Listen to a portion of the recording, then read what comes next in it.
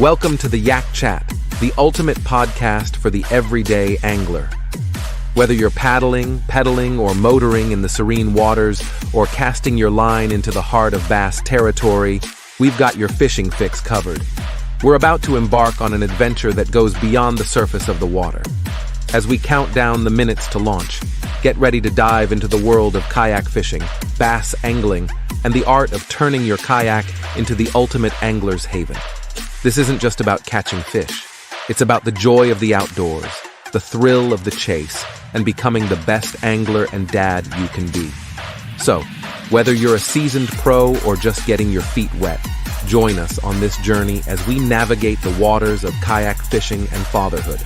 Stick around, gear up, and let's cast off into another exciting episode of the Yak Chat, hosted by Bearded Dad Fishing.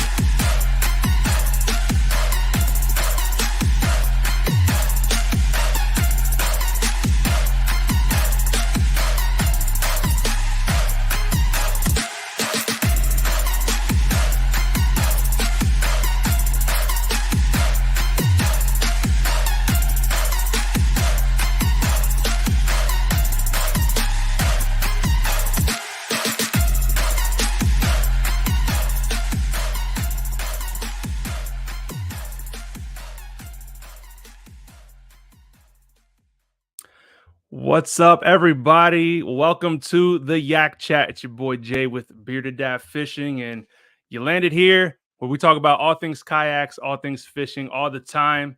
This podcast is streaming live on YouTube, so if you're watching live, I want to hear your questions, your comments, and your smart remarks. So make sure you throw them up there, and we're also on Apple Podcasts and Spotify as well. So if you're listening later on, feel free to drop those same smart remarks on there as well.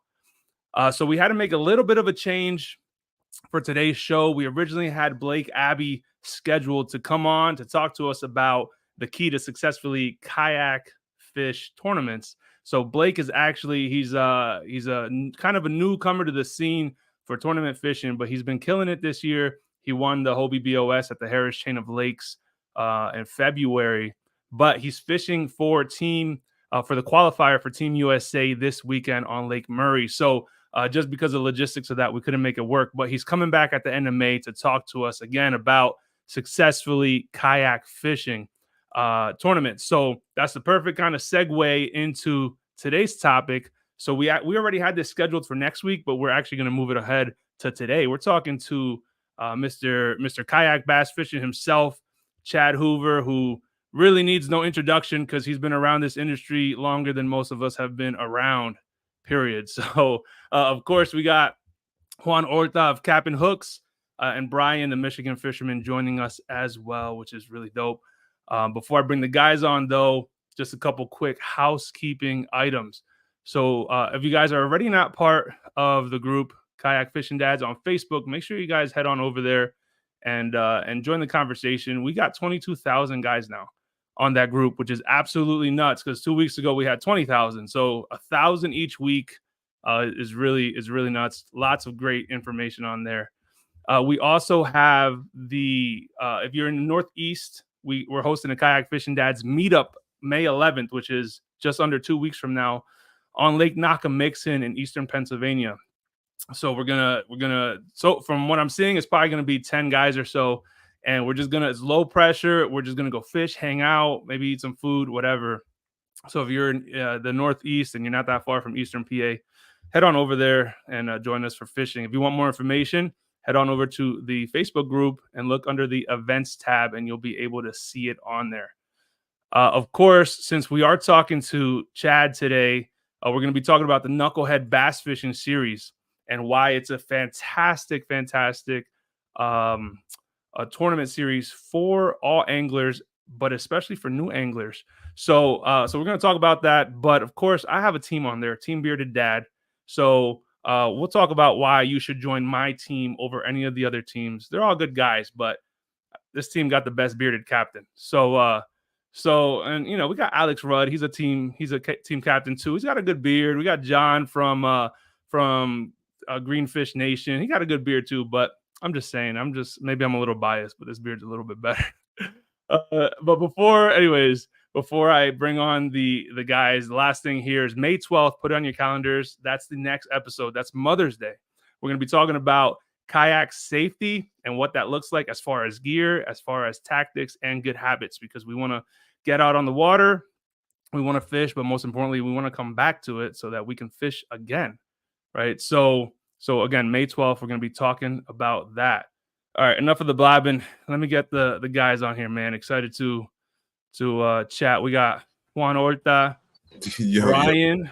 What's up, brothers? What's up, Jay? What's going on, y'all? Yeah, and we got, of course, Mr. Chad Hoover, who's fishing right now. What's up, bro? What's up, man? Hey, if I lose the signal, I'll jump right back on when I get around this corner and get to the truck. All right. No, sounds good, man. You got the best seat in the house. I'd rather be fishing right now, but I'm sitting at a desk. Well, this is my desk. Nice, man. So, again, if you guys have ever researched anything related to kayak fishing, you've no doubt run into Chad's videos. So you're more than likely familiar with the guy. Chad's been doing this for a long time, man. Before we kind of get into the knucklehead, Chad, for those who don't know a little bit of your background, can you give us the cliff notes of how you ended up where you are now with kayak fishing? I grew up in basically the water in Louisiana and Georgia, mostly Louisiana. And, we had pirogues and john boats and canoes, and everywhere I lived flooded. So we were always in some kind of watercraft. And a lot of time it was something you paddled. So then I joined the Navy. I'd fished my whole life, and I was in Corpus Christi, Texas, and I was guiding on the side to pay for college. And I ran into a guy who was using a kayak to paddle shark baits out. Long story short, we exchanged numbers. He called me, asked me to buy his kayak because he needed money to make rent. I didn't have the money, but I donated blood and plasma and got the money and bought the kayak from him. And then I started fishing out of it, started winning tournaments from a kayak against boats, started doing really well in the saltwater scene, started adding it to my guide arsenal, and bada boom, bada bing, I got some notoriety from catching some big fish. Like I said, I was in the Navy. My tour in Corpus Christi, where I got into kayak fishing, came to an end. I went to Virginia. I was there about a week and hooked up with some guys that were doing really well in the kayak fishing scene. They invited me to go offshore. I caught a cobia from the kayak that made the cover of Fisherman Magazine and Chesapeake Angler, which are pretty much up and down the whole East Coast. And then people started asking me to do seminars. I started doing seminars, and back before I got married a few years ago, I had a really good sense of humor. It's coming back. And so my seminars were more like a stand-up routine. So they got pretty popular. I started getting asked to do them more. And one time I tried to turn a guy down because I had duty in the Navy. And he kept, there's one. Hey. He kept out here catching these fish on the buzz bait. So y'all have to forgive me for a second. Started only on the seminars. Bro. And I literally told him that I couldn't do it because I had duty, and I just couldn't afford to. And he was like, well, I'll pay you. And by the time he finished offering me what he was going to pay me, it was there you go. More than I made in the Navy that month. So I paid somebody to take my duty. I went. Hello? Yeah, you're there. Y'all good? Yeah. A little choppy, but you okay, could cool. If you could go right where you were saying about the he offered to pay you. Yeah, and he paid me more than I made in the Navy that month to do 4 seminars, 2 seminars a day or actually 6 seminars, 2 seminars a day for Friday, Saturday, and Sunday at a show. And while I was there, a couple of companies came up to me and like, oh, I saw you're one of the featured speakers. Would love to have you on our pro staff. Do you use our shit? And I was like, wouldn't you want to know if I use your stuff before you asked me to be on your pro staff? And so I kind of learned how the game worked. And I said, I do use your stuff. So how does that work? And we all agreed on something. And the light bulb went off. I was like, man, I think I can do this. And my papa told me when I was about 20, I'd been in the Navy for 3 years. We was sitting out on a tractor and he has been working and he had lost his pension. Because the company that he worked for 36 years went bankrupt, and he was just kind of in a funky spot. And he said, man, if a man could ever figure out how to do for a job, what he thinks about doing at work, he'll never work another day in his life. And I mean, that resonated with me like forever. And so I was sitting at my desk and all I could think about was fishing. And then I got a bunch of work done. So I started getting in early so I could get work done. Then I could take a little break in the middle of the day and jump on some of the forums like Tidal Fish and Kayak Bass Fishing had a forum back then. And I was just obsessed with it. And then I said, one of my master chiefs, I was an officer at this time. One of my master chiefs said to me, "Sir, are you thinking about fishing?" And I said, "Master Chief, if I'm not talking about something else, I'm thinking about fishing." And that's when the light bulb went off and reminded me of what I started writing. And a writer said, "Man, a magazine said, man, if you could give me the photography, I could double what I pay you." So then I started doing photography. So then I started selling photography, and they said, "Man, if you could write, we could pay you double." So I really started writing and doing photography. And then I started working out deals with companies where they would send me product to do photo layups and photo shoots and stuff with. And that's kind of when the light bulb really went off. And I said to myself, man, going out and doing it and also being able to create content is a value proposition that not many of these companies have. And this is way before influencers and content creators. So they would give me several $1,000s worth of gear, and I'd go out and shoot content, and and then I'd call them and say, "Hey, what do you want me to do with all these rods?" They're like, "Just keep them." I'm like, "There's another one." I'm like, "I can't really. What am I going to do with 30 rods?" They were like, "Well, just sell some of them, make some extra money." Hey, calm down, dude. Sell some of them, make some extra money. Hey, look at that. So nice. I did that, and then I started basically saying, I wonder if I could do this for multiple companies. So then I started reaching out to other companies, and it just snowballed. And I was at the 14-year mark in my career at that point. So I made it my mission to figure out how to layer like little things that I could do, to make a living fishing. And it took me about 3 years to get there. And around the 17-year mark, I had 3 years left to retire. I basically put in my resignation right after I had gotten a promotion.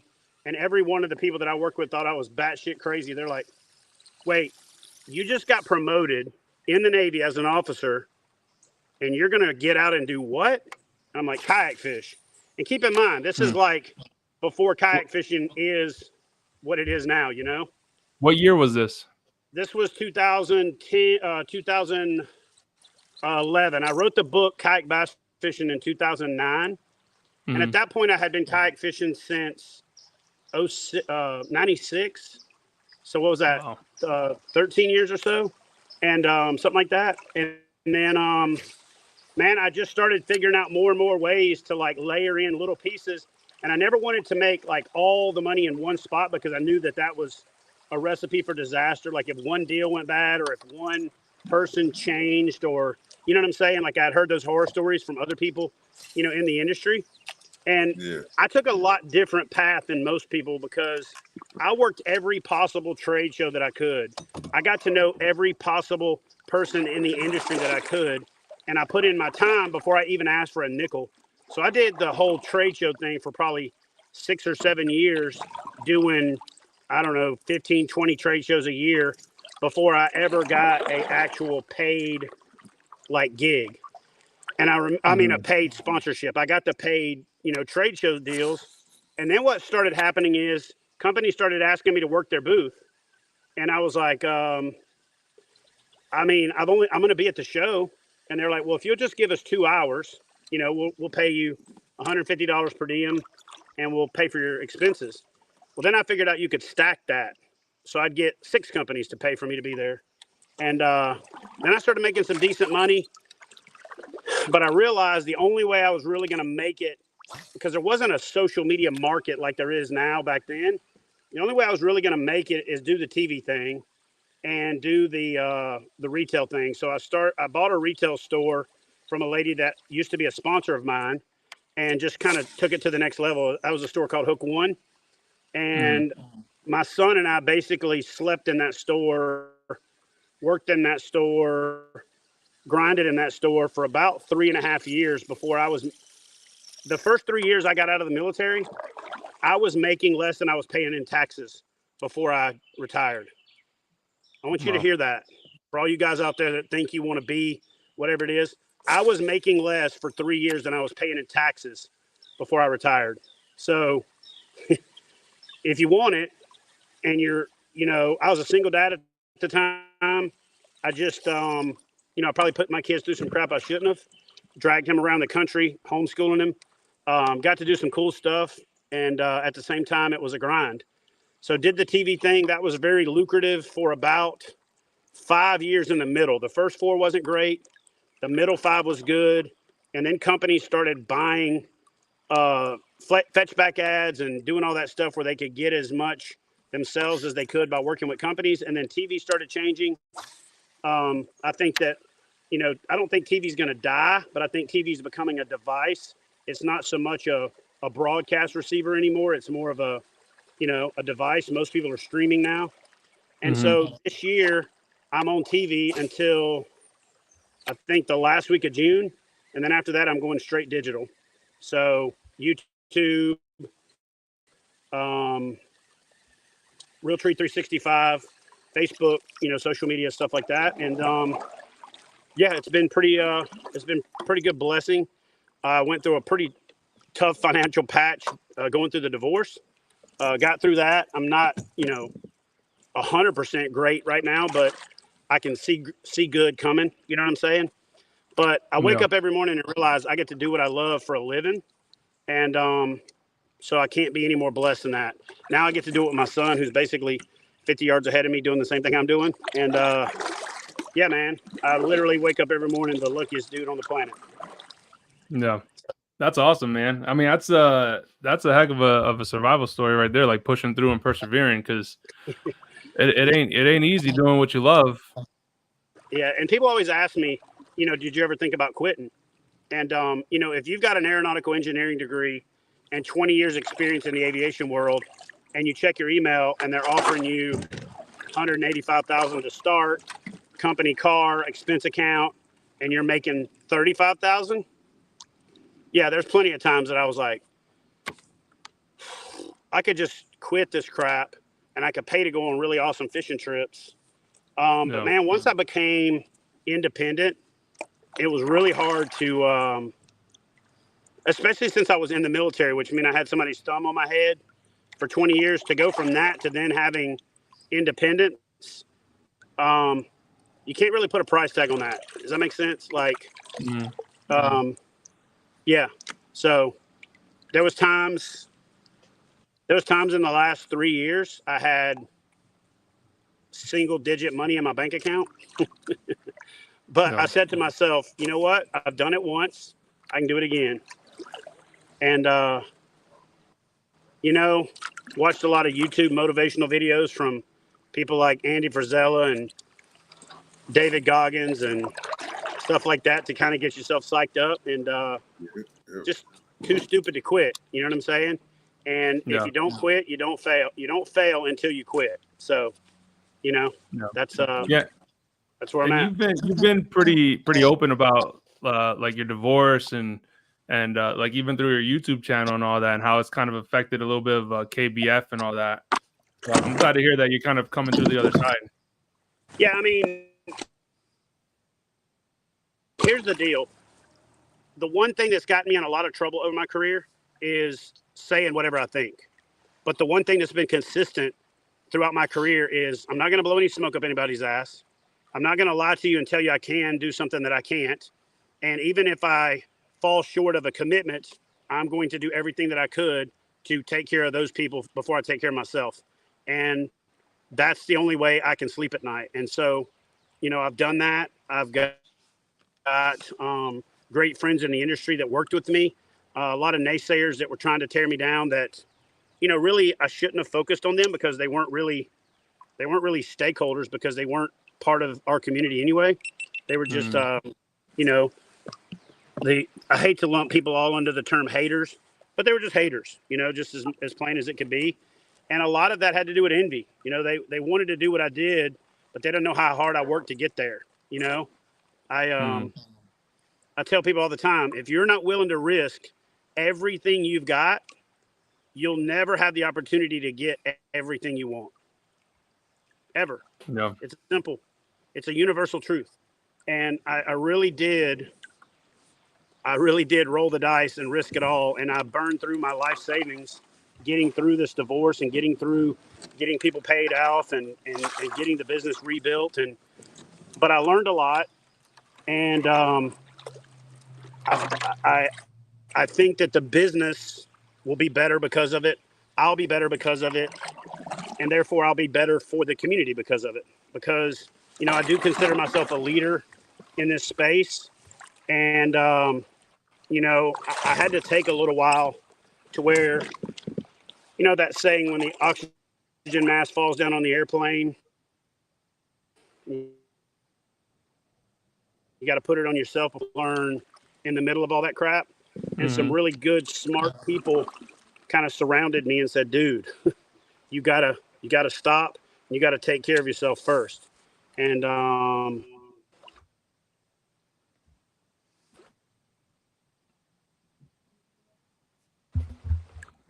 luckily they did. And that's why I'm still here.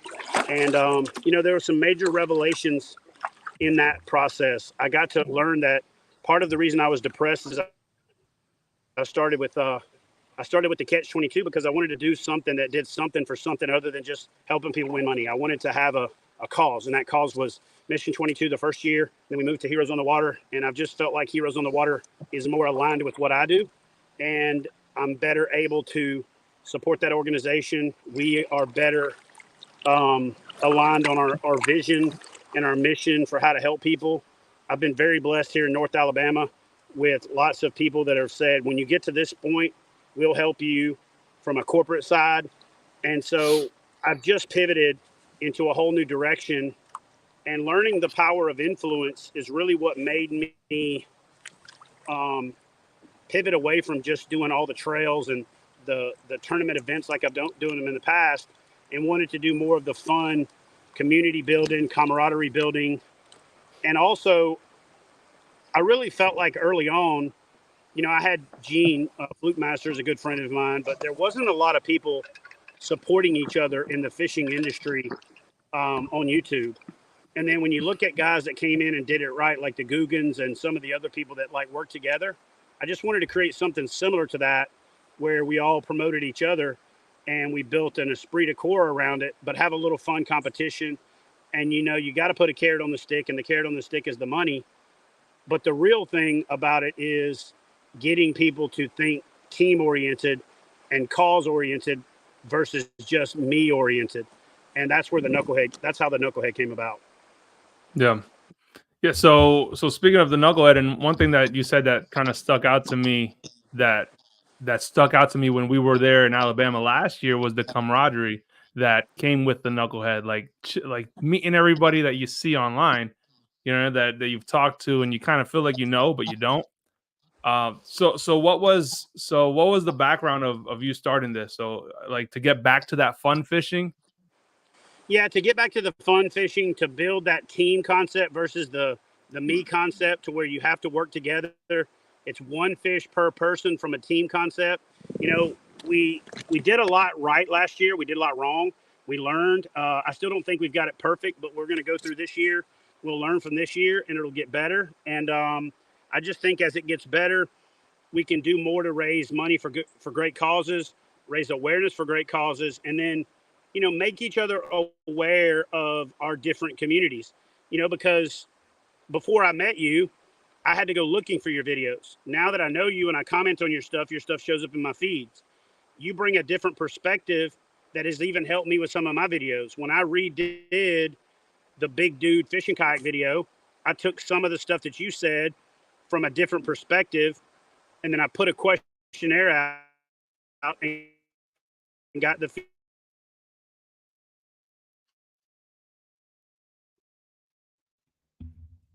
feedback, and then I made a better video.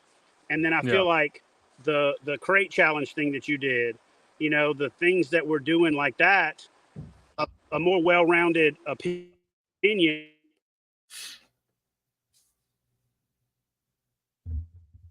Cutting in it out, bro. and you get away from some of the over-sponsored content. You get a whole bunch of different perspectives, so the consumer wins because they get a well-rounded. Am I out? Yeah, you're kind of in and out. We got you right now, though. Okay. So what I was saying is the consumer themselves gets a more well-rounded dose of information, and by all of us interacting with each other, we also get better. So we better serve our individual communities and fan bases, but then we also get better at serving the entire community because of that cross-pollination and because of that, looking at that different perspective. And, I'm always a big fan of promoting the products that I use, but I tell you why I'm using them. Like, I'm sitting on a River 119 from Bonafide right now because I'm in the river.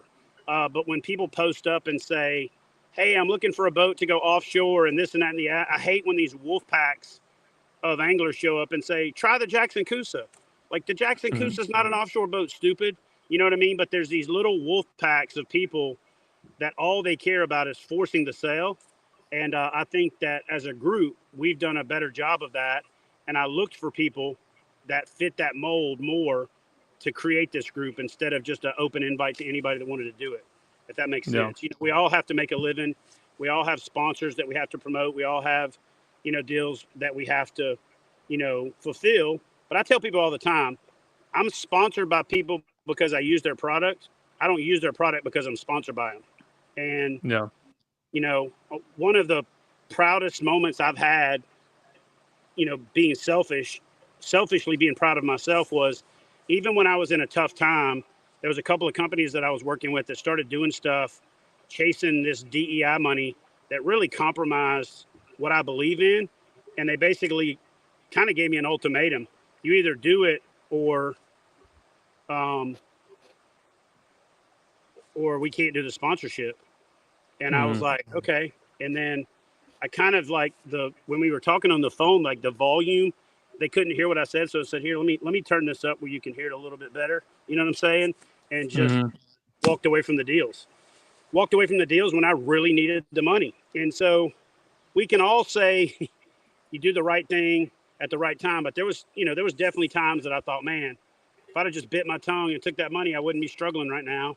But I'm glad I didn't, because it makes it easier to sleep at night. You have integrity, you have credibility. And, that was the hardest part of the struggle with like not making payouts on time and doing some of that stuff last year, is that it's an integrity hit for me. And, you can work your whole life building your integrity, and you can lose it in kind of one instant. And so I knew that I had to be very transparent. I knew that not that there was see, here's the thing. There's no choice for me. I don't understand you know what I'm saying? Like, I don't understand how I couldn't have done it that way, if that makes sense. Like, it's the only thing I could imagine doing is just tell the truth, be honest, and be real, because you can blow smoke up somebody's skirt, but eventually they're going to realize they got a smoky skirt on and you're full of crap, Yeah. The mask comes off. Yeah. So let's talk a little bit about the Knucklehead. So I guess like some basic information, like how's it work, bro? Like, if people want to join, why should they join, and why is it beginner friendly? Well, it's beginner friendly because it's not super serious. It's not catered to that individual angler that can go out and catch the best 5 fish, like your top hammers in the game. It's more, it's more for that, beginner to intermediate angler. And the idea is that you win a month-long challenge fishing on your water, on your time. That means you're definitely pretty good. Doesn't mean you're going to be good in the place where the championship is, or doesn't mean you're going to be good catching one big fish in one day, 2 days in a row. But it just means that there's been a vetting process. What we did this year to kind of mix it up so that people didn't feel like, oh, well, there's no use in me entering. There's no way I'm going to win. If you enter, especially for my series, I've got a lot of great sponsor support and a lot of prizes that I'm giving away. In addition to that, we're working to be able to offer that to all the captains.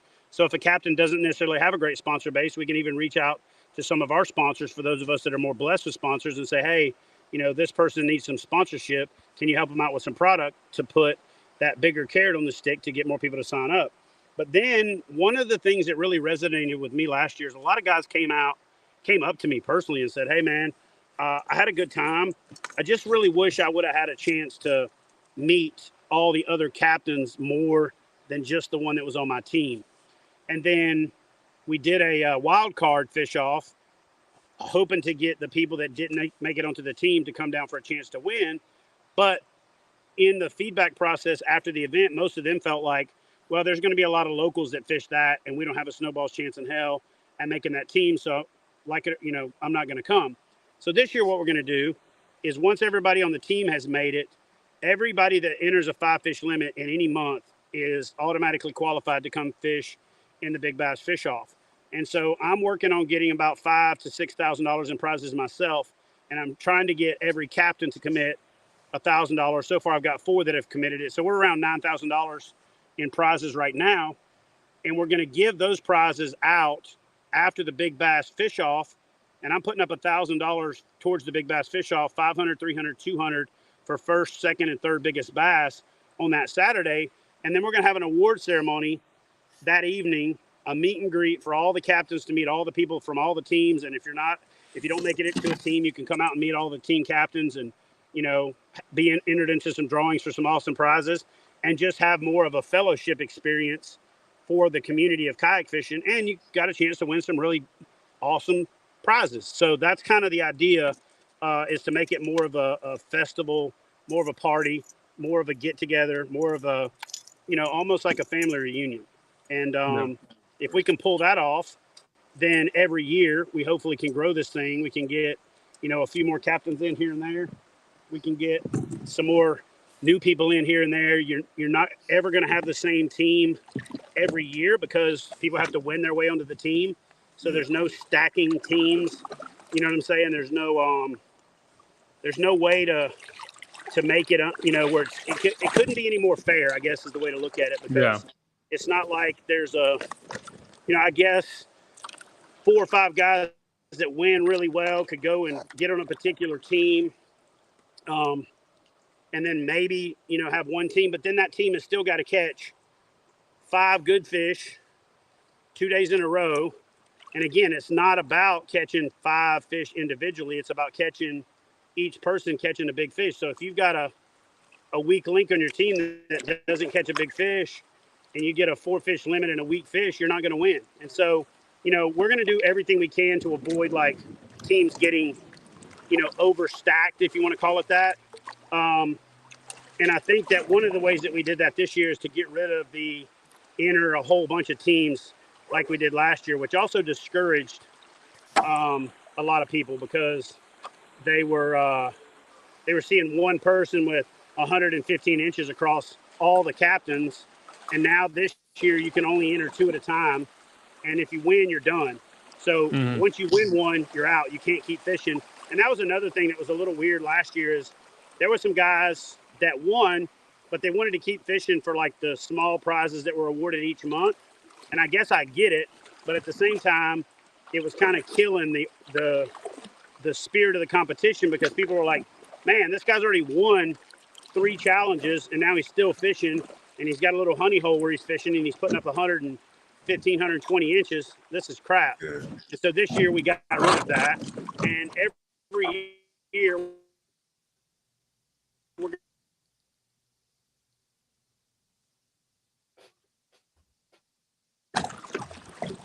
sorry about that. Each year we're going to do everything we can to keep it more and more fair, just like we've done with the trail series and the online challenge series and some of the other stuff, so that it continues to be something fun, kind of a beginner to intermediate level competition where folks can boost up their confidence in tournament fishing, boost up their confidence in fishing in general. One of the things that I want to do is offer like a seminar series as part of this on that Friday, so that anglers that are coming into town, whether they are on a team or not, can listen to some seminars, whether you're wanting to be a YouTuber, whether you're trying to get better at catching fish, trying to get better at catching fish a certain way. I want to just make it as beneficial an experience as I can for folks to come to. And then the city's behind it. In addition to that, I've got a lot of great tourism partnerships. So there's already been 3 cities that have reached out to me and says, hey, is Knucklehead belong to Huntsville forever? And I'm like, no, just for the first couple of years. So sorry, I'm paddling through rocks just so y'all can tell, in case you can't tell. So they're like, well, once it's past the initial stage and you're willing to open it up to other places, let us know.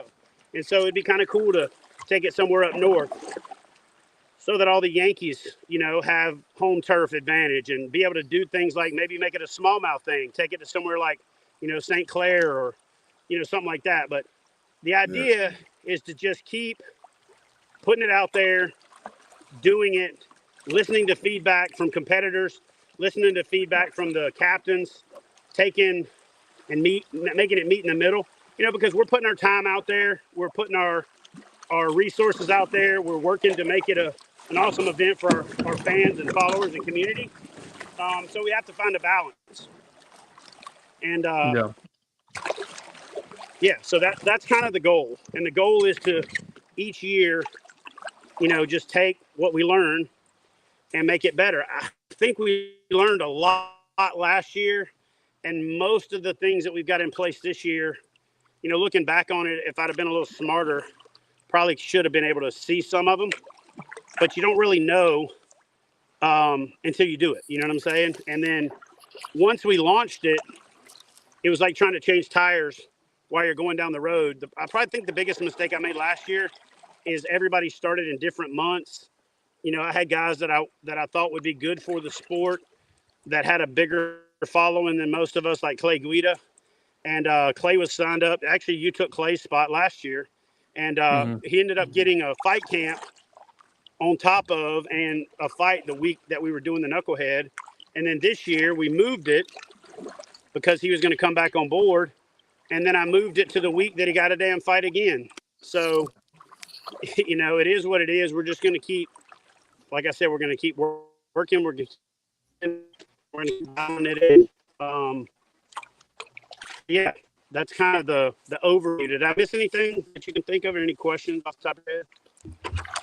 Yeah, well, I mean, the one thing I noticed right off the bat. So, why did you change the layout for the championship? So, for those that don't know, last year the championship was one day on Guntersville or Lake Wheeler, but this year it's 2 days and it's at both lakes. So you have to fish both lakes. If you fish Guntersville on day 1, you got to fish Wheeler Lake 2. If you do Wheeler day 1 or whatever, you gotta fish both lakes on both days. So what's the change with that? Why did you decide that? Well, a big part of it is Huntsville is our host, and they want exposure for both lakes because they're right in the middle. Personally, it blows my mind how people overlook Wheeler just because of how famous Guntersville is, right? And in addition to that, 2 completely different types of fishery, and it makes you have to challenge yourself a little bit more, okay? It also gets rid of like the quote-unquote home field advantage where you can just go have a couple of spots on Guntersville and go blow them up 2 days in a row. And it also forces us to fish different locations. So you can't just go to the same spot 2 days in a row. We went to the 2-day format because as exciting as it was to have that leader change at the last minute on the last day, it was also a whole bunch of people came up to me and go, dude, how awesome would it be if we still had to fish tomorrow and those 2 had to go at it and other people had a chance? And so when I did the survey and I was calling captains, it was like I stopped calling captains at about 7 because it was 100%. Go 2 days. It was like nobody was even giving, like everybody was like, yeah, 2 days is better. And it also allows us to let the focus be on the folks that didn't make it onto the team on that Saturday, instead of them being like the sub award ceremony and then the real award ceremony in Knucklehead. It allows them to have that Saturday night as like their night, and then Sunday is the award ceremony for the teams. The other thing that we did is we changed the payout structure from 10,000 to one team, 5,000, 3,000, 2,000, so that 3 different teams kind of have a chance at making money. And then based on the number of entries, once that payout is covered, then I'll start adding a 4th place, a 5th place, And then I'm probably going to pay 50% of the field and then go back and start beefing up first place again, then second. That way there has to be an incentive. Also just missed a giant over here. He's over here throwing a temper tantrum on a rock. There has to be an incentive, in my opinion, to fish hard. So that was the idea. And to just get a little bit of extra, make it an extra challenge to have to fish both different lakes, if that makes sense. Yeah. No, I think that's a great thing to do, because even that was my first time down there, and I wasn't sure whether to fish Wheeler or Guntersville, and we ended up just sticking to Guntersville because that's where most of the people were. But you're right, like, it's definitely more challenging, but it also opens up the door to more opportunity. And making it 2 days, I mean, most of us, I drove 14 hours down, so like I'd rather fish a 2-day tournament when I'm down there. Exactly.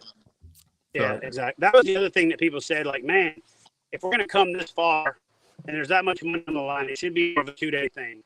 And then what's funny is somebody said, you can't book an Airbnb on the weekend for 1 day.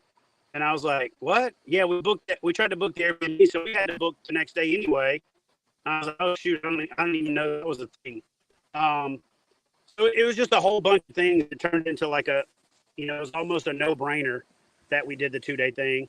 And then just to kind of shake things up and make it a little more challenging, I came up with the fish one lake 1 day. And the way we're going to do it is we're going to put some tokens or some cards in a bag.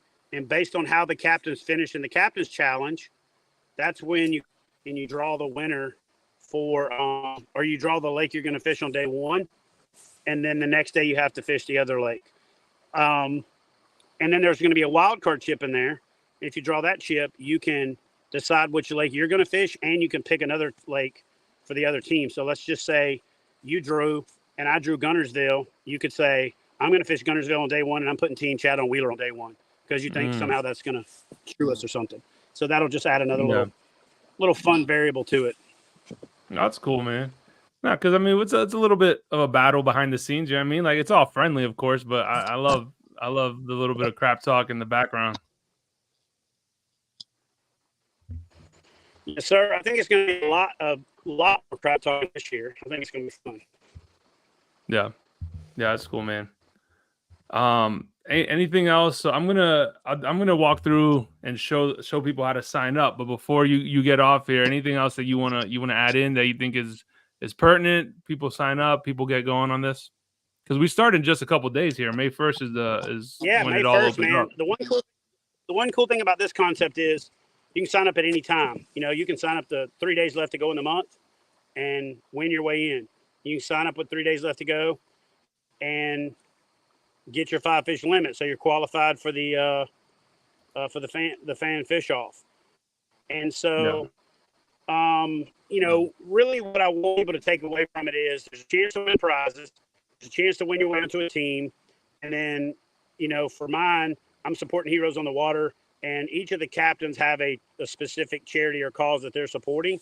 And so that's the other part that I really would like to reiterate that people think about, is that there's more to this than just fishing, catching fish, and winning prizes. We're all trying to use it to raise awareness for something. And for me, that's veteran suicide awareness. That's using kayak fishing for therapy for veterans who need it. And, even if they're not suicidal, just to get out of, long-term depression and add some quality to their life. I think to a certain extent, we focus on this thing like it's all about preventing suicide, and it really is a big part of it.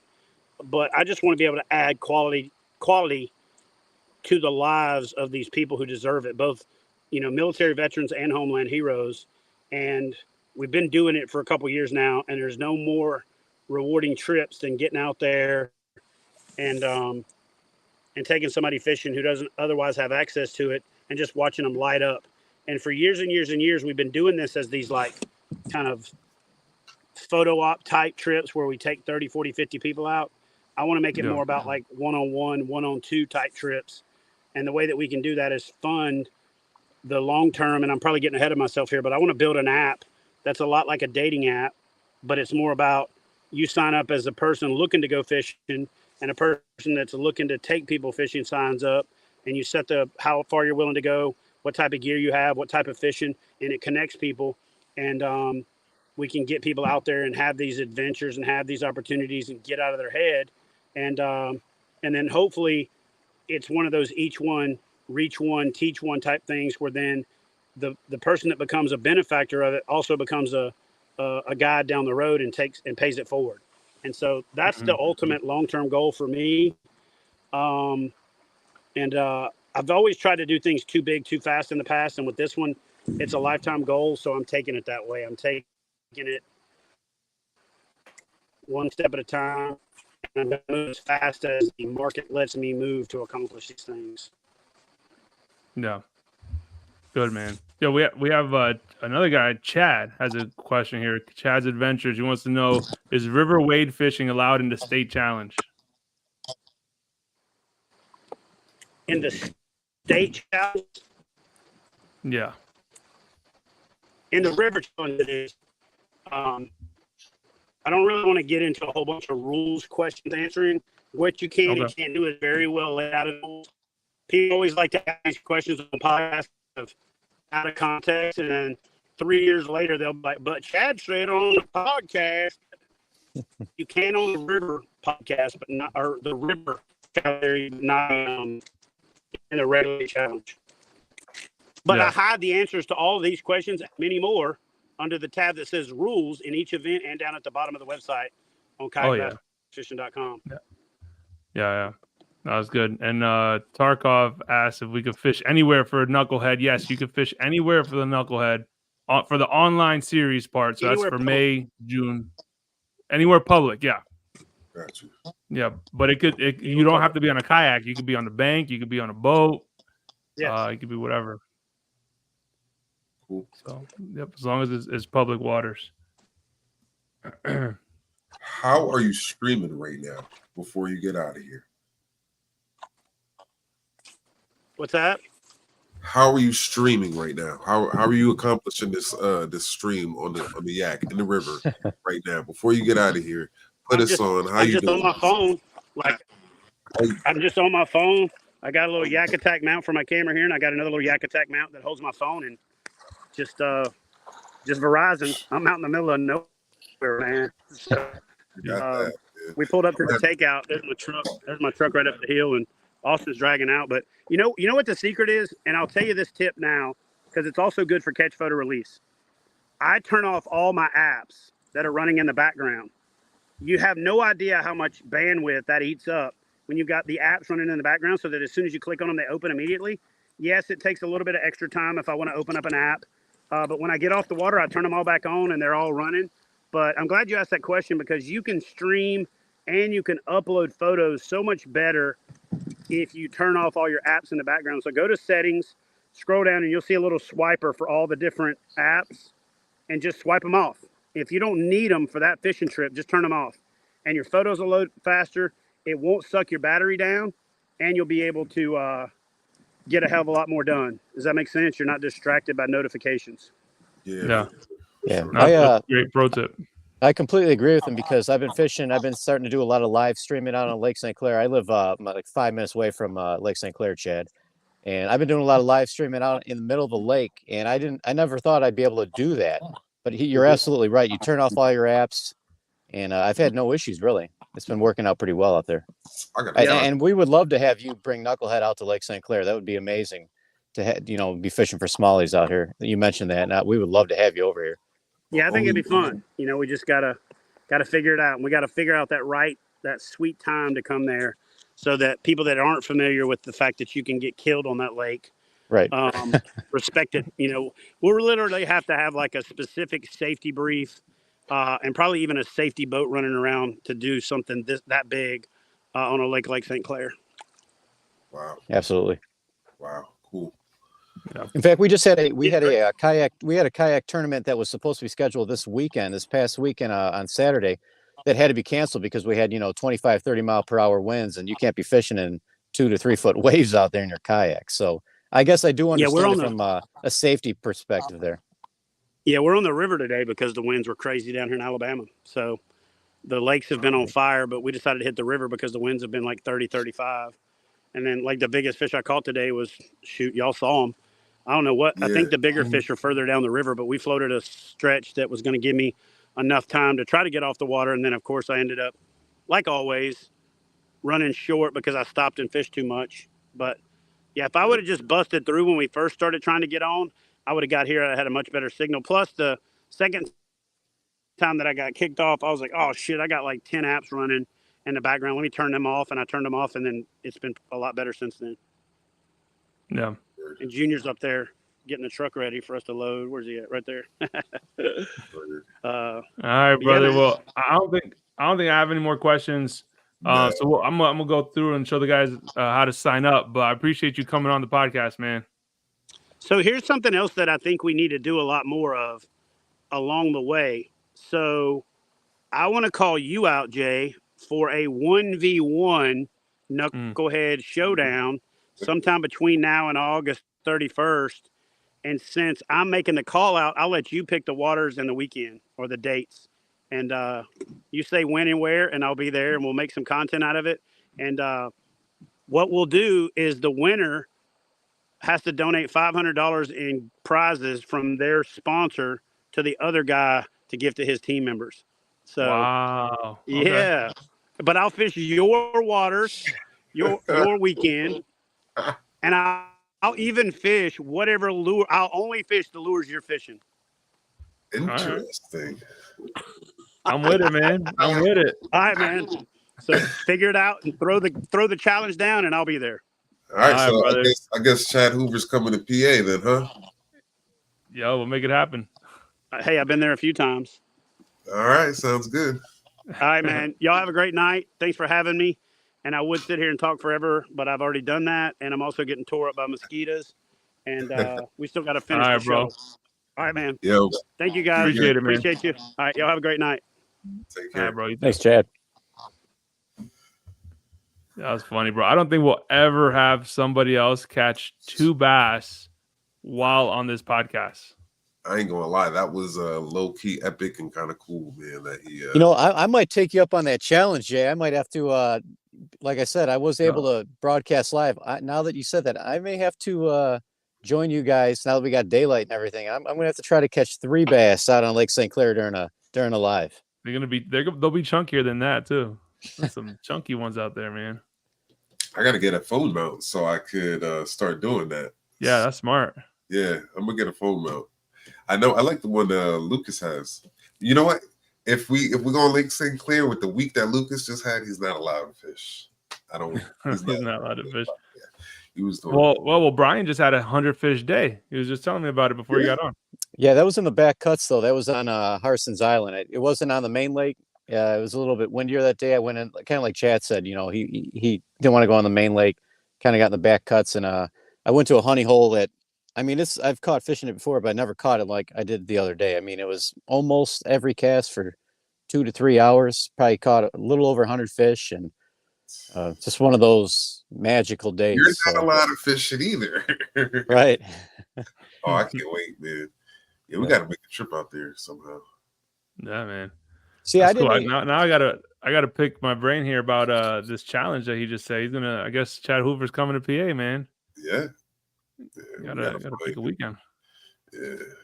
You also got to find $500 worth of stuff from sponsors. Shoot, people think I'm sponsored up. I got like Right. That's what I'm saying. It's like, I mean, Juan's you're doing gonna well. sponsor me You're with- doing well. You're coming up, but I don't know if you have $500 worth from your Juan will sponsors. sponsor me, man. With Yeah, his that might lures. come out of your pocket. I'll give you. Oh, we'll figure it out. Like, yeah, it's 2 lures, $500. We'll do a GoFundMe for you to Do 2 lures for. get you out there. Oh, that's funny. Yeah, I might need it against Chad. But let me bring up the screen and show everybody how to sign up for the Knucklehead. It's super easy. So you just go to Fishing Chaos, which you can go on. This is on the website, the browser, on the How many? computer. Real quick, how many teams they got this year, Jay? Same as there's last. 12. There's 12 teams for Knucklehead. So if you go to the Fishing Chaos either website or the app, and you just put Knucklehead, you'll see all the teams here. So you got Team Creek Fishing Adventures, Wendell, who won last year, Chad Hoover, of course, Bearded Dad Fishing, Fluke Master, Alex Rudd is doing it this year, which is pretty cool. Gramps, so JT from Fishing with Gramps, Freedom Squad, Greenfish, which is John Suits, Tennessee Kayak Angler, Team EJ, Greenfish 2, and that's it. Because we also have a captain's challenge, but that's a separate thing. So 12 teams to choose from. And what Chad was saying was that the prizes are going to be $5,000 for first place, $3,000 for second place, and $2,000 for third place. So, like, basically the top 25% of the teams get a payout, which is better percentages and odds than you're going to have at any tournament. Now, do you have a limit to as how many people can be on your team, Jay, or is it just no? There's no limit. So, I mean, if you go on each one, you can see how many anglers are signed up. So right now, this is for the month of May. You know, Team Creek has 28 anglers, and the more popular guys are probably going to have bigger turnout on their event. So I have 15 anglers currently signed up. I didn't get a chance to sign up yet because but, it's not May. Because no, it's not May. It's not May. No need. It's not May. No, you're right. And for me, I just even though we've been talking about having Chad on and you've been talking about Knucklehead for a while, I'm just guilty of I haven't logged on, I haven't checked into it because I guess I've been going out having these days. I could have been helping the team, so I feel guilty on that. But I'm definitely going to look into it and jump onto the team. They're obviously jumping onto your team, Jay. Yeah, no, I appreciate that, bro. Otherwise, if you sign up for someone else's, man, you guys aren't going to see Bryan on this podcast anymore. No, I'm kidding. But so you can just put on Beard on here, and then you'll see my team. Boom, Team Bearded Dad. And then when you go to register, it'll tell you like which ones you want to sign up for. So I got all my information. Everyone knows where I live now. Now I forgot, how does Knucklehead work? As far is it like a big fish or is it numbers? That's the one thing I forgot to ask. I wanted to ask him. Five biggest fish for the month. Okay. So when you're signing up, I'm not sure it would have helped. I would have helped you that 100 fish day. I think the biggest one I only had was probably like 18 and a half, 19, and most were like 15. So it's not like we missed out. I still have some time out, to go to Lake St. Clair in the next couple of weeks, and that's where I'll be able to help you if anywhere. Yeah. No, for sure, man. But it's real easy to sign up. So you can sign up for just 1 month at a time, or 2 months, or 3 or 4, all at once if you want. But if you win May, you can't. No reason to sign up for June, July, and August. So just do 1 month at a time. But so it's only $25. That's not bad at all. Only $25 per month. So that's cheap, man. Yeah, for every month you sign up, and it's for a whole month-long tournament. So I mean, your odds are good, especially if you can get out a couple times. I mean, I know Juan and Lucas fish a lot more often than I do. So if they get out on the water 10 times in a month, bro, that's pretty good odds. To be fair, I get out and I get on that private lake, which I can't. Yeah, you wouldn't be able to submit those. But I will be making my annual trip at the end of May down to South Carolina, and I'm gonna hit up I plan to hit up the Ashley River and the Sandy Cooper. So crossing my fingers. You know what I mean? So spawn, bro, they'll be spawned out, but they're still long. Oh yeah, they'll still be. Yeah, I don't know how I'm gonna find them, but I'm gonna find them. I hope. Yeah. Yeah, they'll be in there. No. Yeah, if you scroll down too, you'll see all the rules too. So make sure whoever signs up, you check it out. Minimum length of 12 inches, and like Bryan said, it's 5 fish. So if you catch 6, they'll just knock out your smallest fish. So like normal tournament, you can cull it as you go along though. Yeah, it'll call for you automatically. Okay. So all right, so a little bit of clarity. All right, so it was 2 fish. You get 2 fish per month? No, so you can fish up to 2 teams per month. Oh, so say you wanted to join Team Bearded Dad and Team Chad Hoover, you could join both teams for the month of May, and if you happen to get first place, like it increases your likelihood of winning. You know what I mean? So, but if you happen to get first place on both teams, then you just pick the team that you prefer to join. Gotcha. And then you pick it, and then essentially the guy who got second place will get first place on the team that you didn't pick. Got you. Yeah, last year there was no limit, so you could sign up for 5 or 20 different teams, all 12 different teams at the same time. Okay. So that made it harder for, you know what I mean? It's like some of the hammers came in heavy that made it a little bit harder for the guys that might not fish that much. And now, what was he also mentioning about the limitations that he was putting on? Remember, because like, for those that came in late or whatnot, he was, and for me a little bit too, because it was a little choppy at times. What was he talking about as far as like, was that it? Was that what he was referring to, just the team thing, or did he refer to like the limit to as many fish you could submit? Because he was saying about discouragement. Oh, yeah, no, you're right. So okay, so then that's why I can get confusing. So there's two kind of layouts to this. There's the online portion, which is May, June, July, and August, where you can sign up for any of the teams that you want, up to 2 per month. Okay, but once you make first place on any of those teams and you get on into the championship, now the championship is in Alabama on October 5th and 6th. Now, the layout of the championship is a little bit different because it's a team event. So you're not catching 5 fish and then culling out your 6th fish. It's 5 people on a team. It's the team captain and then the 4 monthly winners. So 5 people total. On both days, it's going to be the biggest fish from each team member. So you're just aiming to get a big fish. You know what I mean? Every time you submit your fish, it'll consistently cull for you. So you just keep catching and submitting. Yeah. Yep, and you just submit. You're the top 5 of the largest fish on your particular team. Yeah. So, well, I mean, you just gotta. It just counts the biggest fish for you on the team. So last year, I had 5 guys on my team. One of our guys didn't catch a fish, but everybody else caught multiple fish. So, but we couldn't. We were still a fish short because we couldn't make up for his fish. He had to catch and submit his own fish. So you have to catch and submit. Yeah. Mm-hmm. Got you. Now, let's say all the members of your team catch and submit.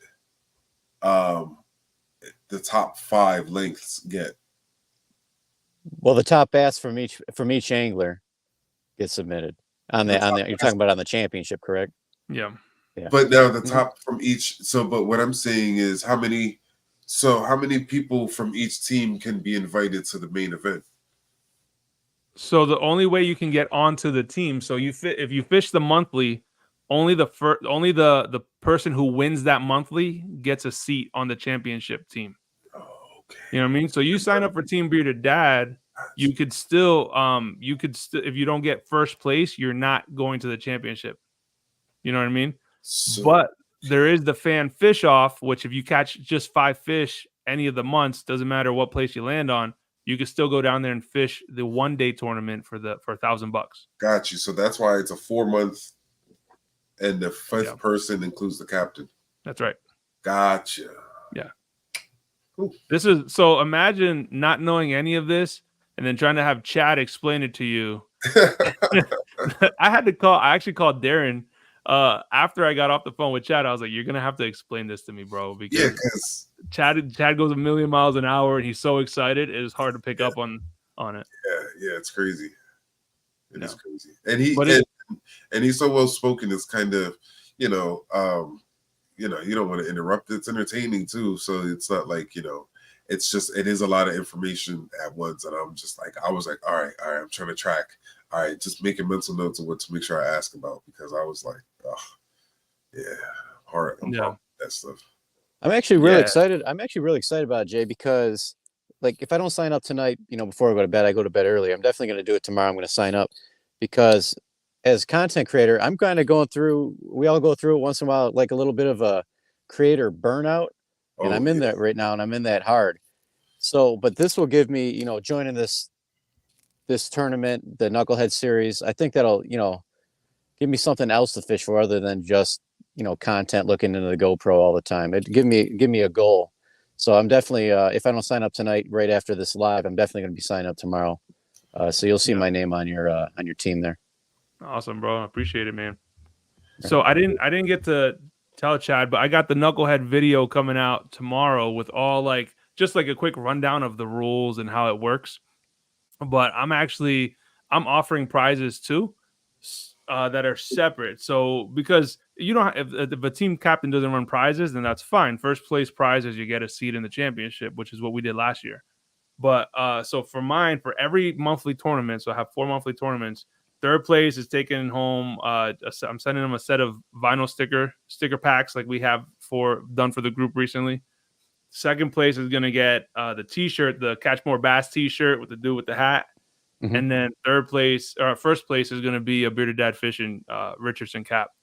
But I'm also doing every team member that makes it down to Alabama for my team. I'm doing a custom engraved 26-ounce Yeti Rambler in the King Crab Orange, and I had a picture of it, so it'll be a picture up on the video. But it says Knucklehead Team Bearded Dad with my logo on there, so it's pretty fresh. That's pretty cool, man. I need to get me a third Richardson cap on my bedpost there. And I already got 2. Nice. I ain't gonna lie. So, and I'm gonna contribute to that, to those gift prizes. And we'll figure out, maybe we'll do like first place something like a bigger swim bait, and then like some lures. Oh yeah, man, gotta hook them up with some lureage. I was trying to figure out what we were gonna do with these guys here. I painted this a while back, but these are super exclusive because you can see they got the BDF right there for Bearded Dad Fishing. It's like, whatever, guys. I had to upload a video to the group or whatever, but yeah, man. So if y'all don't know, Juan hand paints custom lures. Yeah, he does a fire job at it too. It's just been a new baby this year, new job, so a lot of transitions with that, and yeah, and like Bryan said, man, I had a weird little burnout myself with just negativity, man. Yo, the internet could be, I ain't gonna lie, I'm one of the toughest guys that I know when I need to be, but for the most part, like, I cried during certain parts of movies. I ain't gonna front. Something wrong with that, bro? Yeah, you know what I'm saying? Bryan never cries. Nah? Mm-mm. Oh, wow, that's crazy. Yeah, my wife never cries either. We'll be watching a movie and she'll look at me and she'll like, yeah, you're a punk. And I'm like, whatever. How do you not cry at this? Yeah, it's so sad. This is so emotional. And she was like, you're a punk. So, but anyway, yeah, man. So I don't know. I got into a rut because I never pay attention to people. Never listen to no negativity. I always let that thing like roll right off me. But for whatever reason, not only did I start responding, I started like feeding into it, and it was a bad place, man. So the internet could be cold, man, if you ain't ready for it. And got caught up. Cooler Lid just said the internet's a 2-edged sword. For sure, man. For sure. People will start overanalyzing things. I got this one video with yellowfin or bluefin tuna. I don't know which tuna it is. I'm from PA. I don't gotta be me. I don't ocean fish. I've never been around any of that. You know what I'm saying? So I do my best. And I did source what I thought was a legit link, what I thought was the right fish. So I descripted it a certain kind of way, and they lit me up in that comment section. But it was all for good, because that reel is almost gonna hit 1 million views.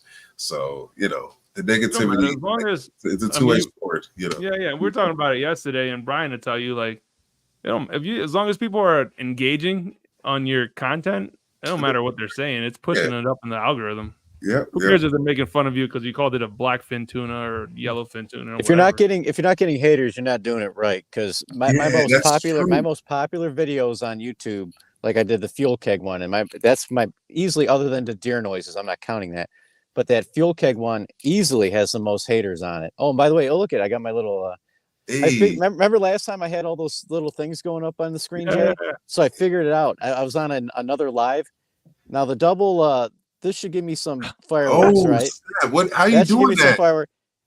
That should give me some fireworks. This should also give me something somewhere. There you go. What did you do to get the? He's on his phone. He's on his phone. That's why. If I do it, it's not gonna happen. Oh, that's sick. Oh, I'm just gonna be randomly dropping podcasts now. See, I figured that out by accident during a live. I said something like, "All right, guys, peace," and then the one piece will give me some bubbles.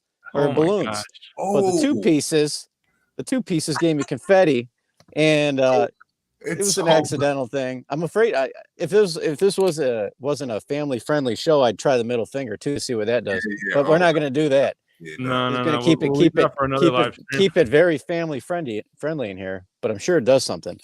It probably does. We're You know doing what? You're like absolutely special right, effects. man. Don't do it. If you're not getting haters, you're not doing the right thing. And yeah, and there's nothing else to be said about it, man. You like I've always, like I said, I've always ignored it, but for whatever reason, I fed into it, and it was the worst decision ever. So, man, as y'all know, don't listen to people. People are stupid, and especially if they're coming out the way to be negative like that, don't even bother. And I do that, but Well, it's funny, like not a lot like of the kayak fishing people. I mean, we got a lot of kayak fishing people watching right now. Like those are not the negative people. I have yet to really meet like a negative kayak angler. Like if there's any of them, I haven't experienced. I've also on the leak on the Hobie leak. Oh man, that was man. People lighting me up on that. Like, oh, why would you get this? Why would you get a $6,000 kayak when you could buy a John boat? And it's like, I don't. It's like sometimes it's hard to be humble about it. It's like, dude, I have 2 boats. You know, I still have my old 2 kayaks, my canoes that I brought on the marketplace. You know what I mean? And it's like Chad said, people don't know. You know, so you know, it is what it is. It is what it is. Now, getting back to Knucklehead, I saw we had a comment on there. Brian Reed said that if I were to somehow make the championship and go down there to Alabama with you, I need to grow a beard. Now, if I can't get one going, I will. If I get to go to Alabama and I get to be on the team, I will buy a beard. Yes. And strap that thing on. I'll get the best looking Hollywood, fake beard I can, and I will throw that on. Yo, not for nothing. Isn't it in like it's in October, isn't it? Yeah. It might be cold enough. You might be able to put on like one of those cool like knitted beard. Knitted ones. Right, yeah. Yo, it's funny. I will have a beard. On my make team it last red. year, Make it a red beard. 3 of us have big beards. One guy just took it off right before the tournament, and then we had Anthony, who just clean shaven as they come. But, well, you know what? Beards got to start somewhere. You know what I'm saying? They got to start somewhere. Yeah, it's funny. Ray says, I'm 3 foot tall and 4 foot wide. I strive off negativity. Nice. Yeah, man. He's 4 foot wide. See, the thing is, I'm big for nothing. I'm 6'4.5", 250, and I cry during movies. You know what I'm saying? Like, and I don't. I'm stung. I'm a softie at heart, and so I'm a big bear. You rub a bear the wrong way, you know what happens. Other than that, I'm looking for honey. You know what I mean? I ain't worried about nothing. Well, if you're 6'4", 240 or 250, you're allowed to cry, and you don't have to worry about anyone making fun of you. I'll tell you that. I'm not making fun of somebody that's 6'5" or 6'4", 250. So, yeah, and you know what? Sometimes that gets the best of me because I know in real life, a lot of these people wouldn't say that, and face to face, we would even know that. And I don't like to do that, and I don't like to act like that kind of guy at times. But it's like come to the event in May and see for yourself. That's all. Nah, bro. The internet makes people say stuff that they would never say in person. Yeah, that's the way it is, bro. 99% of them would not say the dumb stuff they say in person that they say on the internet. Yo, but the Knucklehead series, man, I'm excited to be submitting some bass and hopefully make something for one of those months. Yeah. Anthony came through anyway, so. Yeah, Anthony said, I got something going on now, though, Jay, because I said he didn't have no beard. He said, getting ready to do my spot on the team right this year. Hey. Yo, beards only. Yeah, we have such a huge following on the kayak fishing dads that you set up. We got to get some people on this team, Jay. We could easily with that following you have, we could easily have you be one of the bigger teams on that event. Yeah, bro. Oh. Well, I know one of the guys here, Brian Reed, he's been commenting, and he's signed up, and he's on the kayak fishing dads, and I think he's coming out to our meet that we're having in 2 weeks too. But Ray Johnson too. Like, there's a lot of guys I've been seeing in the chat that come from the group, man. But it's incredible. Like, literally 1,000 new members over the last 2 weeks, each week. It is. So it's growing like crazy, man. Yo, speaking of, so that was how I even came across Blake Abbey, and I'm gonna touch on this real quick for a particular. Oh, is there a fly in my room? I do have my window cracked. All right, cool. All right, anyhow, check this out. Let me make this quick. So, Blake Abbey, he shared some amazing, cool photos of him and his daughters with the check. They had some real tasteful photos of his daughters on the kayak at the launch ramp, and just a great energy. Dudes from Florida. And so yeah, we linked with him and we talked with him because we're supposed to have this show with him today. And he tells us that he's doing this tournament this weekend. Happens to be the particular tournament is the prerequisite actually for the potential for kayak fishing to be an Olympic sport, which was like kind of like wild. So this tournament is going to be the last 6 that will be decided to be on the Pan America team. And what I didn't know about this, which was interesting, is I don't know what's the guy's full name. The guy from Jackson Kayak, the guy who owns it. I don't remember. I don't know his name. Mr. Jackson. We'll go with that for now. So apparently, Mr. Jackson was a whitewater Olympic kayaker in '92. And he's the founder of Jackson Kayaks, and why they're potentially some really good river kayaks. Eric Jackson. Eric Jackson. Yep. Eric Carol Jackson. just put it up. Yep. Cool. I didn't know that, aka EJ. So yeah.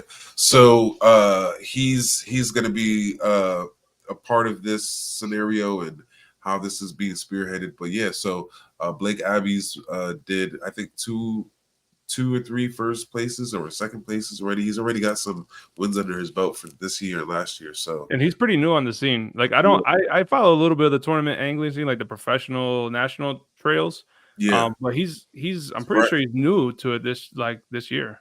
And he's been coming in like a freaking. Well, he won the first Hobie event of the year. He got first place. $7,000. That was when it prompted me to even look into him, because he shared his images to the Facebook group, and I just thought it was one of our members resharing something else from it, because the quality, everything was like so top notch. And I'm like looking, I'm like, no, that's dude himself. Yeah. And he's a part of our, a part of our little community. And so that was cool, man. That was cool. That was real. That was dope. Yeah. Yeah, for sure. He's a hoot. Eric must be a hoot. That's what's up there. Yeah. Any other questions, bro? I think I'm all talked out about the Knucklehead, man. I'm excited. It starts on Wednesday. So May 1st it starts. Oh wait, so it had May 1st. Okay, so I didn't miss anything yet. Yeah, you didn't miss. No, you didn't miss. Oh, okay, my mistake, Jay. I thought April had an event as well. That's why I said last year it did. They changed it, but okay, my mistake. I'd misunderstood that part. Yeah. So again, starts on Wednesday. Just sign up at Fishing Chaos app or website. Team Bearded Dad. Team to join. So I'm already looking at Airbnbs down there that can house, 6 people. You gotta just send me the dates. Figure it out. Mm-hmm. It's funny. It's on my wedding anniversary. The tournament. Really? Yeah. So it's October 5th and 6th. My anniversary is the 5th. And my wife she's amazing. She was like, I told her, I was like, I don't got to do this. Like, it's our anniversary. We always do something. We're going on 12 years married now. Yeah. And I was like, I don't got to do it, babe. Whatever. You know what I mean? It's cool. We've never been separate on our anniversary. She was like, no, just do it. But you got the next weekend. You're going to be back. You're going to take me out on a little vacation. I was like, all right. So 2 weeks in a row, you lucky bastard. So, yeah. I should take her fishing. Don't do it. I won't make it to 13 years after that, bro. Well, this was a good one, man. And how dope was it that he caught fish on, man? Come on. Yeah. Well, Bryan said he's gonna catch 3 next time, man. Lake St. Clair bass. Yeah, I got to top it. And now that I know the live works, I gotta top that somehow. Yeah, I gotta try. That's pretty good. And I need a mount.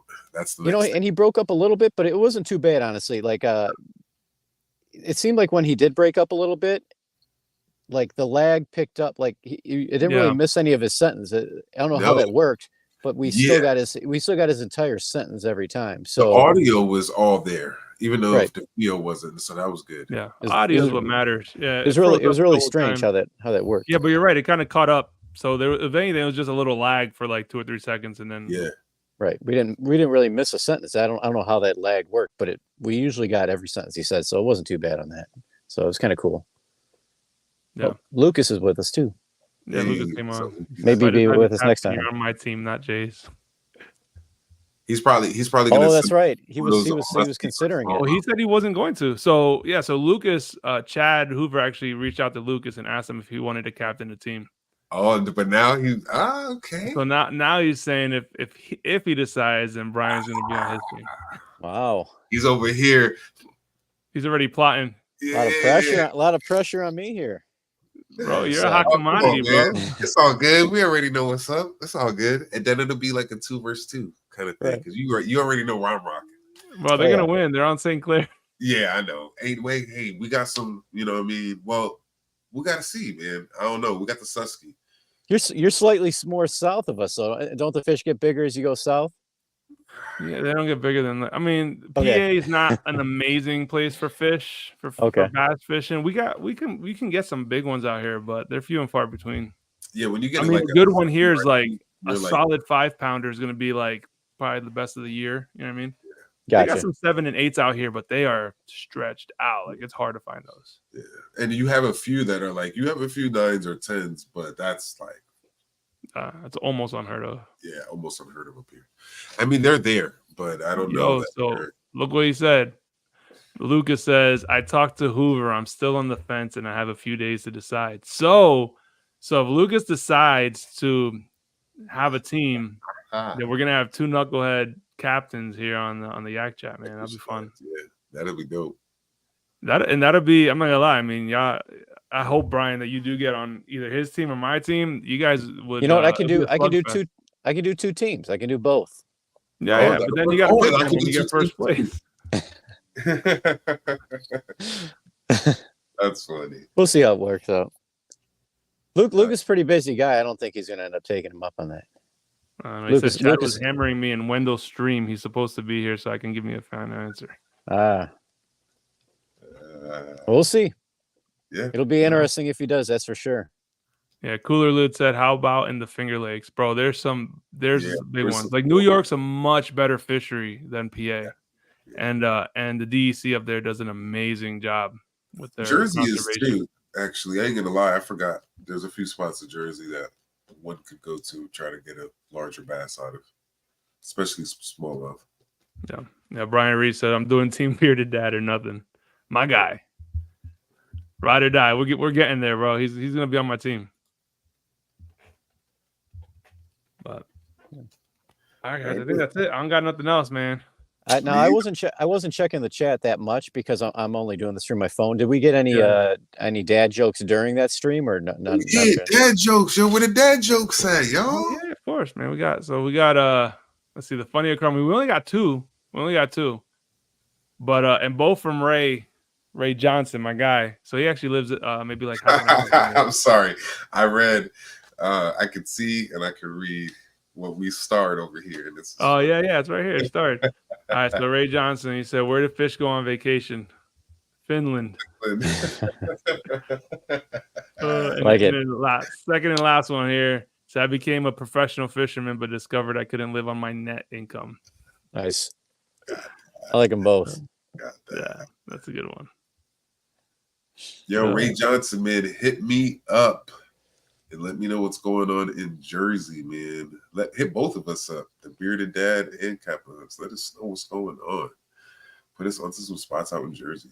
Brian just said Lake Hopatcong. I've heard of it. Hopatcong. That's not that far. It's outside of Phillipsburg, I think. Hopatcong. Yeah, and Lucas with the super chat, $4.99. I think he hit you up with 2 super chats by accident, which is sweet. Or maybe he just gave you a double there. Nice. Tip for the host. Oh, thanks, bro. He's over here just sending money. It helps keep the StreamYard going. So that's right, y'all. This ain't I never ever try to push the subscribe or the channel memberships on the Yak Chat, but yeah, this stuff costs money though. I mean, even the StreamYard itself is like $50 a month. So I mean, we love doing this. So I'll do it even if I got to pay out of pocket. But if y'all want to be channel members, I got 4 different levels from $2.99 all the way to $25. So yeah, I like Merrill Creek. Appreciate it. The only thing about Merrill Creek is those hours, man. You know, can't be there too early, can't be there too late. So. Yeah, Merrill Creek. That's kind of a weird lake. It's a good lake. it's super deep. It gets up to 170 feet. So there's Yeah. lake trout and everything, but it's a private lake, so they set some weird rules that they can get away with there. Yeah, it's a public private lake, so anyone from the public can go as long as you have a New Jersey fishing license, but you have to adhere to the regulations that they have set forth, because Yeah, like they have a rule that you can't stand if you're on a kayak, and they it's preferred if you're in the because I ain't gonna lie, they do have a lot of timber, and depending on the wind that day, it gets windy. Like it's a big lake, but yeah, but they could set up those type of weird rules that most other places would not. Yeah, there was a boat tournament. launch is strict too. Like you can't put a kayak in the boat launch unless you're on a wet trailer. Yeah, like you can't wheel it in. You have to wheel it in on the side, which is not like a designated kayak loading. Yeah, but it's for paddle, like little tiny kayaks. It's not for big old fishing kayaks like we got. Yeah, right. True. That's kind of ridiculous because there are launches where I know it takes me a little while to set up my stuff, because I don't have a trailer. Yeah. But I will set up my stuff on the side and then put it on a wheel trailer and wheel it in real quick. So they wouldn't even allow you to do that. You have to do it from a parking spot. Wow. Okay. Yeah, you can't like pull up by the launch and unload there. Like they have an attendant there. Like I'm saying, like if it's a busy launch, I'm respectful. I will, because it does take me like 15, 20 minutes to put all my stuff in. So I will go to the side.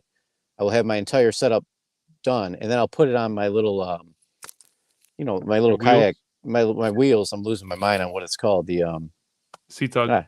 Yeah, on the sea tug, and I'll wheel it in, and then put my wheels right back in my car. Yeah, but they won't let you do it on the ramp. You have to use. Yeah, you have to. It's silly. It's so crazy. You literally have to do it. You literally have to park, and then if you're not trailering it, dropping it in via trailer. Mm-hmm. Like the first time I went, I had a wheel cart mine in, and I had a wheel cart it all the way. And it was the first time I ever owned my Hobie, and I was going up the hill. Oh my Lord! And it was after a long day. My first time ever being on the water with pedal drive kayak, officially. That big of a lake. It was crazy. Yeah. All right, guys. Well, I think that wraps it up for today. So we got to talk to Chad and talk about the Knucklehead. So again, I appreciate you guys for jumping on. Thank you everybody for watching, man. And so May 12th is our next one, and we're gonna be talking about kayak safety and what that looks like. So make sure y'all put it on your calendars. And if you can't watch it live, then you can always stream it later on or check it out on Apple Podcasts or Spotify. Oh, real quick before we get out of here, just a quick shout out to my wife. It was her birthday this past week. Hey, and, so happy 32nd to my beautiful wife. Happy birthday! You gotta do the thing. Happy birthday for balloons. Hey, we got to use it. Yeah. All right, y'all. Y'all be blessed, man. All right, yo. God bless, guys. Peace. All right, peace, man.